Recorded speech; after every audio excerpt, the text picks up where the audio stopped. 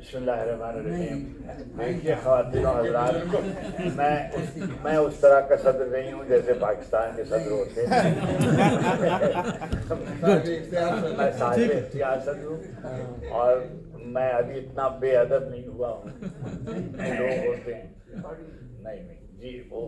होती रहे, रिकॉर्डिंग क्या है। क्या कहना हमारे लिए ये साहिब मंजिलत फरमाए और ये इनकी खुद नवाजी है कि ये हमारे उन अकाबरीन, नौजवान अकाबरीन ने इनसे कुछ नहीं सीखा कि अदब किसको कहते हैं, और सब बातें सीख लेते हैं लेकिन शाइस्तगी नहीं सीखते और तहजीब उनको नहीं आती। तो मैं तो अभी इतना बेअदब नहीं हुआ हूँ। अभी मेरी उम्र ही क्या है, मैं 80 बरस का हूँ।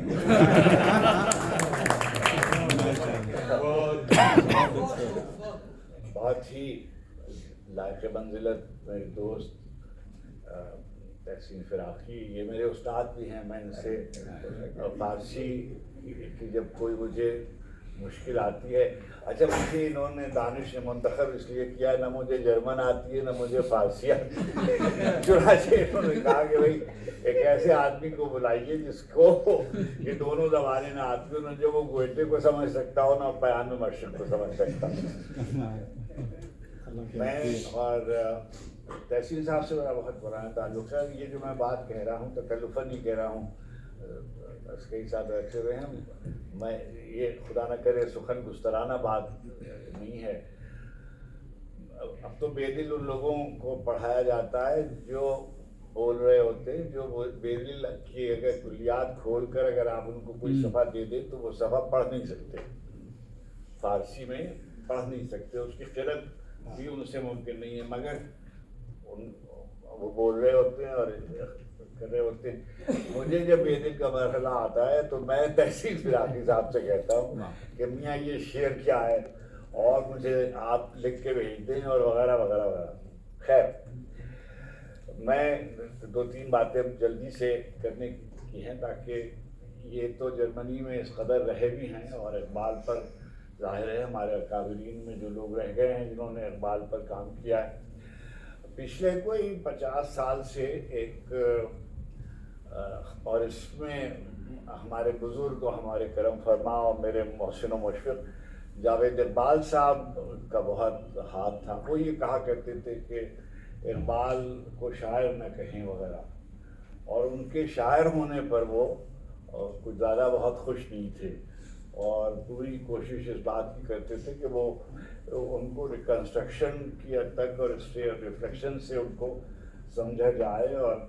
मेरी गुजारिश ये थी, उनकी मौजूदगी में भी मैंने कहा था और मुझे याद है कि एक महफिल थी जिसमें मैं भी हाजिर था सुनने वालों में, फिर उन्होंने मुझे कुछ कहने के लिए कह दिया और तो मैंने गुजारिश की कि जो आज असातिज़ा आए इस महफिल में नहीं, बेहम्दुलिल्लाह उस महफिल में जितने असातिज़ा उर्दू और फ़ारसी के आए थे उन्होंने सब ने बेहम्दुलिल्लाह फ़ारसी के जितने शेर पढ़े वो सब वज़न से खारिज थे और उर्दू के शेर तो ज़ाहिर है कि खारिज होना ही था। तो मेरी गुजारिश है कि अब तो उसके मतन के पढ़ने वाले भी नहीं हैं, ऐसे में जो सही मतन पढ़ सकता हो फ़ारसी का। और उससे एक बात, दूसरी बात ये कि जो अभी मुताले बेदिल का तस्करा हुआ, इकबाल के हवाले से मैं समझता हूँ कि जो दोनों काम इनके हैं, तहसीन के काम हैं, वो बहुत ही मैं समझता हूँ कि इकबालियात का जो बड़े काम हुए हैं। बतौर नाइक साहब यहाँ तशरीफ़ फरमा हैं, हमारे रशीदुद्दीन हाशमी रुखसत हो गए, उन्होंने बहुत काम किया और जो आखिरी बड़ी किताब आई वो उनकी किताबियात इकबाल थी। मैं समझता हूँ कि अगर दुनिया में किसी और मुल्क में वो किताब आई होती तो उसका बहुत चर्चा होता। नजीबा उस ज़माने में वहाँ थी इस्लामी यूनिवर्सिटी में, तो इन्होंने उसकी तक़रीर की थी पूरे पाकिस्तान में, फिर मैंने कहीं उसका जिक्र नहीं सुना। और इतनी बड़ी वो किताब है कि मैं आपसे अर्ज़ नहीं कर सकता हूँ। रशीदुद्दीन हाशमी की तमाम ज़िंदगी का मैं समझता हूँ उन्होंने बहुत काम किया इक़बालियात के हवाले से, और وہ ایک اور نوعیت کا کام ہے. آپ اسے کہیے کہ وہ اس طرح کے نقاد نہیں تھے, اس طرح کے موقف تھے, ایک اور طرح کے موقف تھے, چنانچہ ان کا وہ کام بہت ہی وقی تھا. اب یہ جو کام انہوں نے کیا, میں نے گوئٹے پہ جو تھوڑا بہت, میں نے 3-4 غیر مسلم ہیں جن کی قبروں پہ فاتحہ پڑھا بھی. عسکری صاحب بیٹھے, ممکن ہے یہ مجھ پہ فتویٰ. میں جب پہلی دفعہ چین گیا تو میں نے ماؤ زیدون کی قبر پہ فاتحہ پڑھا, اور جب میں پہلی دفعہ لندن گیا تو میں نے کارل مارکس کی قبر پہ فاتحہ پڑھا, اور جب میں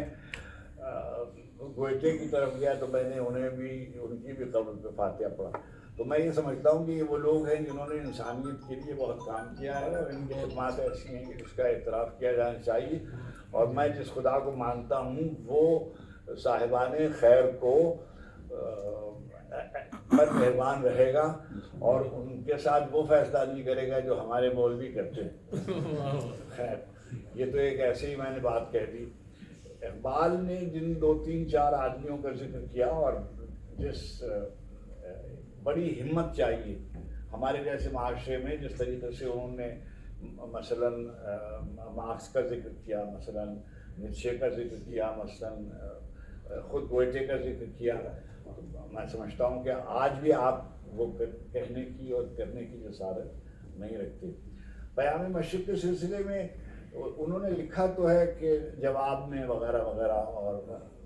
مگر یہ, اور دوسری جو اوپر انہوں نے سرنامے میں آیت لکھی ہوئی ہے کہ مشرق و مغرب سب اللہ کا ہے, مگر اس سے وحدت ادیان عالم والے بہت زیادہ خوش نہ ہوں. یہ وہ سی وحدت نہیں ہے جو روایت کے سلسلے میں پہلی شوان نے اور رینگیوں والی وحدت نہیں ہے, یہ اور طرح کی وحدت ہے, آفاقی انسانی اقدار کی وحدت کے حوالے سے انہوں نے بات کی.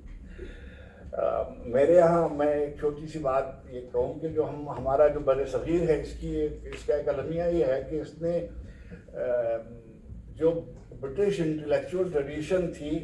اس کو بہت فالو کیا, اس کے لوگوں کو بھی یہ جانتے ہیں, اور اگر یورپ کے کسی اور انٹلیکچوئل ٹریڈیشن سے واقف ہے تو بس انہی سے جن سے انہوں نے استفادہ کیا ہے. مثلاً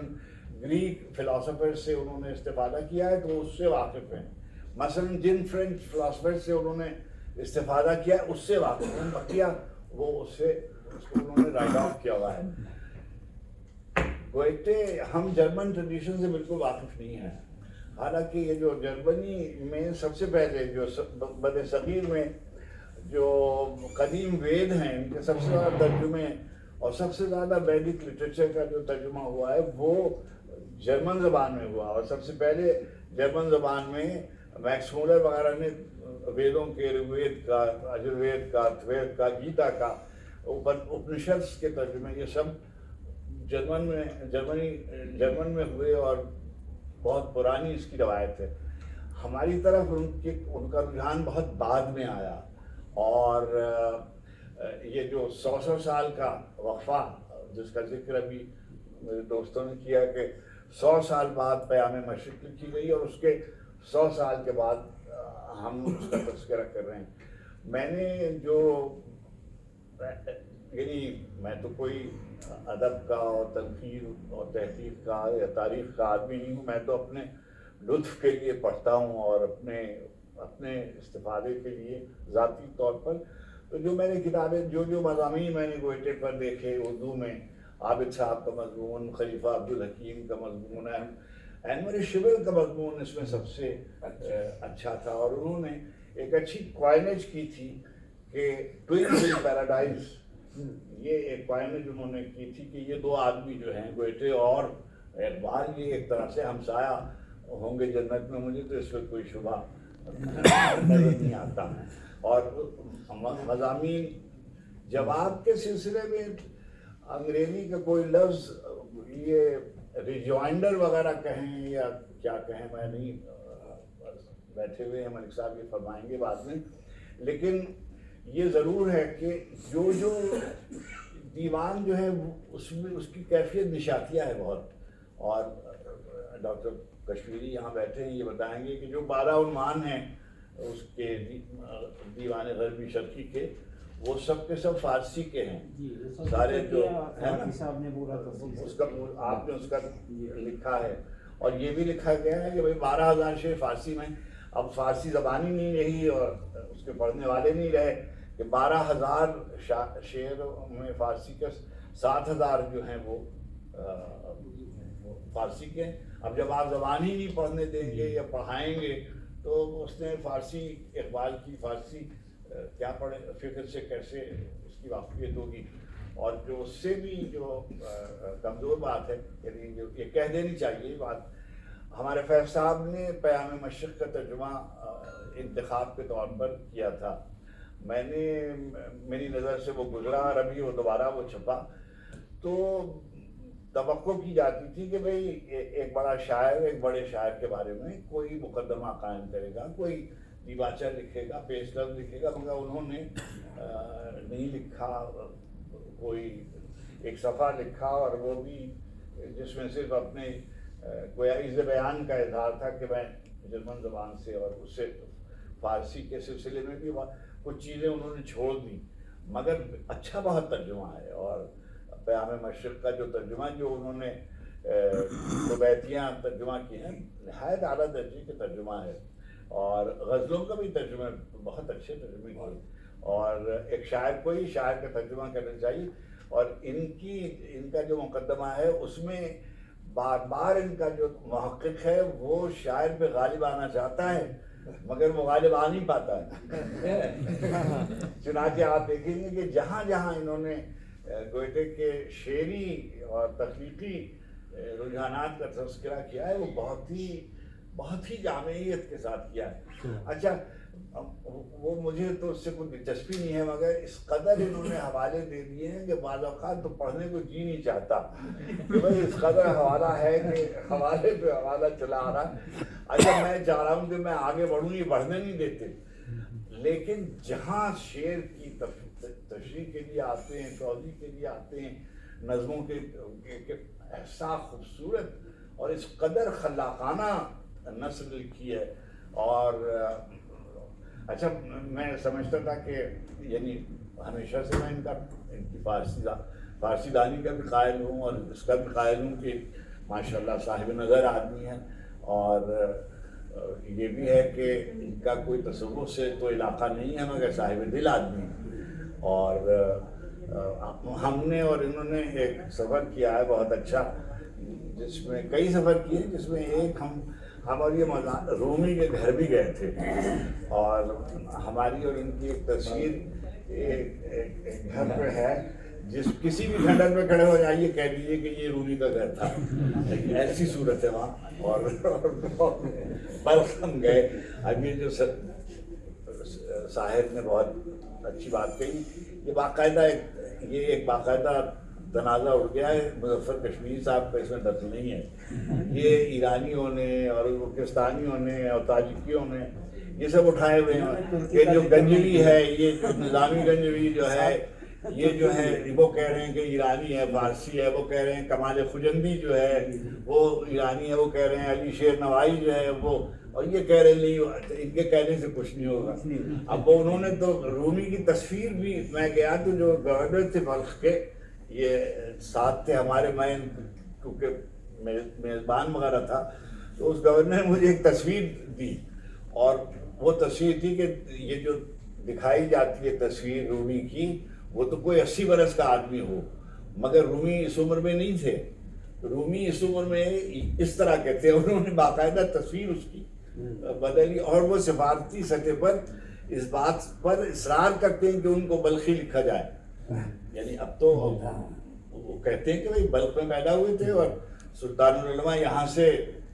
ادھر گئے تھے۔ تحقیق میں بخش کا نام آ گیا۔ جی ہاں، جی ہاں۔ اب بخش کا اچھا، ایک اور بات جو کہنے کی، میں نے ڈاکٹر صاحب ایک آدھ دو کتابیں ایسے، میں فارسی پڑھ نہیں سکتا ہوں لیکن سامنے رکھ لیتا ہوں، شاید کچھ سمجھ میں آ جائے۔ آج یقین کیجیے گا میرے پاس دیوان غربی شرقی اور وہ جو جس کا آپ ذکر کر رہے ہیں نا، نغمہ محمد علیہ الصلوۃ والتسلیم، سب میں کوئی بھی مقدمہ تحسین فراقی کے مقدمے سے اچھا نہیں ہے. کوئی نہ انگریزی کا کوئی مقدمہ تحسین فراقی کے مقدمے سے اچھا ہے، نہ فارسی کا کوئی مقدمہ تحسین فراقی. میں نے 2 کتابیں انگریزی کی دیکھنے کی کوشش کی، لیکن کوئی ابھی ملک بھائی بیٹھے ہوئے ہیں، یہ تو انہوں نے تو آدھی سے زیادہ زندگی جرمنی میں گزاری اور وہ بھی ہائیڈلبرگ میں، تو یہ زیادہ بہتر طریقے سے بتا سکیں گے. اور جناب والا، میں یعنی اقبال پر جتنی کتابیں لکھی گئی ہیں، جیسے کہہ رہی تھیں نجیبہ کہ ان پر بہت لکھا گیا ہے اور بحمداللہ بہت خراب لکھا گیا ہے. یعنی بہت خراب ان پہ لکھا گیا. یعنی خراب سے مراد یہ کہ روا روی میں اور درسی ضرورتوں کے تحت اور سیاسی ضرورتوں کے تحت اچھی چیزیں ہیں، مگر زیادہ تعداد میں نہیں ہیں. بہت اچھا کام ہے، اور یعنی میں گنا سکتا ہوں. ابھی ملک بھائی جو ہیں، انہوں نے کسی کو کچھ اقبالیات پر حوالے کی کتابوں کی ترتیب بتائی، میں نے فوراً نقل کر لی کہ ان میں سے جو کتابیں میں نے نہیں پڑھی ہیں وہ میں پڑھوں گا. شعر اقبال پر سید عبداللہ صاحب کا مضمون، عابد علی صاحب کا مضمون، یوسف حسین خان کا مضمون، شعر اقبال پر، فکر اقبال پر میں نہیں کہہ رہا، شعر اقبال پر یہ مضامین جو ہیں یہ بہت ہی، اور یہ جو انہوں نے پیام مشرق کو مضمون باندھا ہے یہ بہت اچھا مضمون ہے. آپ نے ایک بات میں آپ سے عرض کروں، کیونکہ یہ جواب دیں ہیں، میں جواب دے نہیں ہوں اس لیے کہ شاعر کو سب معافی ہے. پیام مشرق اقبال خود کہتے ہیں کہ زبور اعجم پڑھیے جب آپ کو مہلت ملے، وہ مہلت آپ کو ملتی نہیں. لیکن میں سمجھتا ہوں کہ نغمے کا جیسا التزام اور جیسی جسے دل گرمی، جس کو ڈاکٹر صاحب آپ لوگ کہتے ہیں نا، کہ جو وفور ہے اور جو شدت ہے پیام مشرق کی، وہ تو پورے کلام اقبال میں کہیں اور ہے نہیں. اور بہور کا ایسا تنوع جیسا پیام مشرق میں کون کیسے، یعنی ہر صفحہ جو ہے وہ آپ کو ایک دوسری لہن میں لے جاتا ہے، ہر نظم آپ کو ایک دوسرے لہن. تیز طرح گامزن. اچھا، اب میرا حافظہ تو اختر عثمان صاحب کی طرح نہیں ہے، وگرنہ میں آپ کو اس زمانے میں جب میری عمر تھی تو مجھے بہت سے شعر یاد تھے، مگر اگر آپ پڑھتے چلے جائیے تو ہر صفحے پہ آپ کو ایک دوسرا لہن ملے گا. اور یہ بات کیونکہ ہم نوجوان بیٹھے ہوئے ہیں، وہ زمانہ اقبال کا جو تھا، ان سے پیشرو جو تھے وہ 2 بزرگ تھے جن کا نغمے کے حوالے سے اور لہن اور آہنگ کے حوالے سے بہت نام تھا فارسی زبان میں. قرۃ العین طاہرہ اور قانی در ان بہار دل نشین کے گشت خاک امبر ان زمن ربودہ اخلودین. اب یہ بھی میں پڑھ سکتا ہوں قصیدہ پورا. اور اگر ان نگارے ستم گرم بے نہت قدم پے کشتنم وغیرہ وغیرہ. قرۃ العین طاہرہ کے یہاں بھی. مگر جناب جو تنوع اقبال کیا ہے،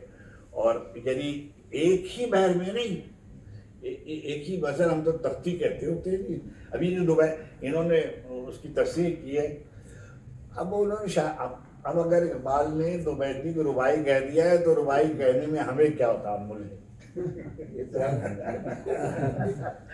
اس لیے کہ اگر بابا طاہر اوریاں کی رباعیاں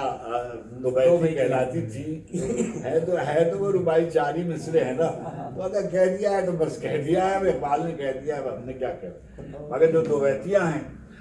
دو بیتی کیسی دو بیتی لکھی ہوئی ہے، اور اقبال کی دو بیتیوں میں جتنی قوت ہے. دیکھیے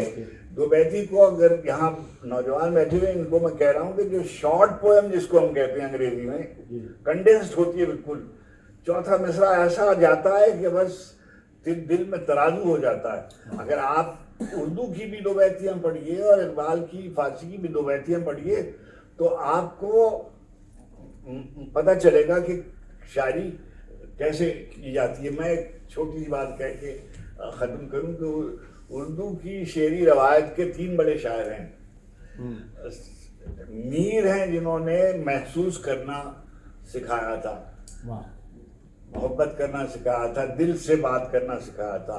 غالب نے سوچنا سکھایا تھا. اقبال وہ شاعر ہے جس نے محسوس کرنا بھی سکھایا, سوچنا بھی سکھایا, اور جس کو بیان پہ قوت بھی تھی. اچھا, وہ جو انہوں نے قرآن حکیم کے سلسلے میں ایک کسی کو خط میں اپنے استاد کو لکھا کہ یہ جو نازل ہونا ہے اس کے بارے میں, تو انہوں نے فرمایا کہ میں تو بالکل اس کا قائل ہوں کہ پروردگار عالم نے اللہ کے رسول علیہ الصلوۃ والتسلیم کے قلب مبارک پر قرآن حکیم نازل کیا, اور چنانچہ اس کا وفور بتاتا ہے, اس کی شدت بتاتی ہے, اس کا لہجہ بتاتا ہے کہ یہ کلام جو ہے یہ نازل کیا ہوا ہے, یہ گڑھا ہوا نہیں ہے, یہ کوئی بنا نہیں گیا. اور اقبال نے کہا کہ مجھ پہ بعض نظمیں ایسی وارد ہوئی ہیں جو میں لکھتا جاتا ہوں وفور کے ساتھ, مگر میرے قابو میں مصرع نہیں آ رہا ہوتا, اس قدر شدت ہوتی ہے لکھنے کی. تو میں اس تخلیقی وفور سے شاید ظاہر ہے میری ان کے مقابلے میں بلا تشبیہ کیا اپنا ذکر کرنا, مگر یہ منزل آتی ہے شاعر کے اوپر کہ جب وہ اپنے پیام مشرق میں جیسی شدت ہے, جیسا وفور ہے, جیسی جس کو انگریزی میں آپ لوگ انٹینسٹی وغیرہ کہتے ہیں, ایسی تو کہیں میں نے اور کسی اور شاعر میں نہیں. کشمیری صاحب نے ابھی فارسی کے احمدی نژاد کا ذکر کیا, میں ایک چھوٹا سے 1-1.5-2 منٹ کی بات اور میری فارسی کا کلام کا خیر, میں ایران میں جب تھا تو میں رہبر کے پاس ایک دفعہ گیا اور انہوں نے مجھ سے پوچھا کہ اور بھی لوگ تھے یہ جانتے ہیں, ان کے بھی اور ہمارے دوست ہیں, دادا ان کے بھی دوست ہیں, انہوں نے مجھے, میں نے ان کو کتاب پیش کی تو انہوں نے مجھ سے پوچھا کہ فارسی میں شعر کہتے ہو, تو میں نے کہا نہیں, میں تو فارسی میں شعر نہیں کہہ سکتا ہوں, اور مگر میں پڑھ لیتا ہوں. میں نے فارسی میں کہا بہت ٹوٹی پھوٹی کوئی, اور گڑھ کے جیسے کہتے ہیں, وہ کچوری میں آئے